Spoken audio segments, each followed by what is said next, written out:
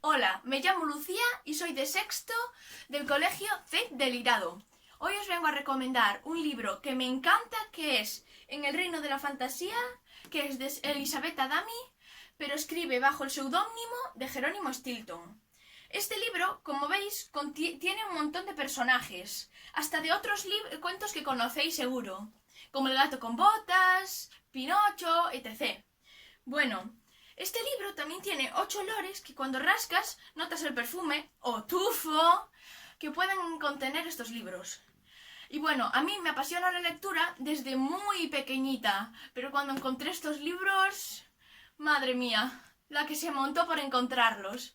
Bueno, este libro también contiene un montón de mapas, abecedarios para que puedas descifrar cosas que contiene el libro muy interesantes y que os van a enganchar fijo, y un montón de personajes mitológicos y costumbres que seguro que os encantan. Bueno, también tengo que decir que estoy intentando completar, como no, toda la colección. Y bueno, también tenéis la colección de Viaja al Tiempo, que está también chulísima y me lo estoy volviendo a leer porque está increíble. También tenéis la colección de libros variados de Jerónimo Stilton y también la de Thea Stilton.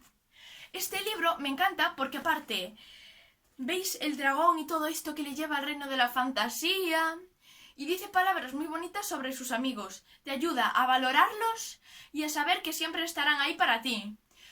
Y aparte, me encantó toda la historia porque te engancha mucho. Dice partes divertidas, partes en las que te hace tener bastante miedo y partes en las que todo vuelve a la normalidad y acaba súper chulo. Pero no os digo más porque si no, os chafo el libro.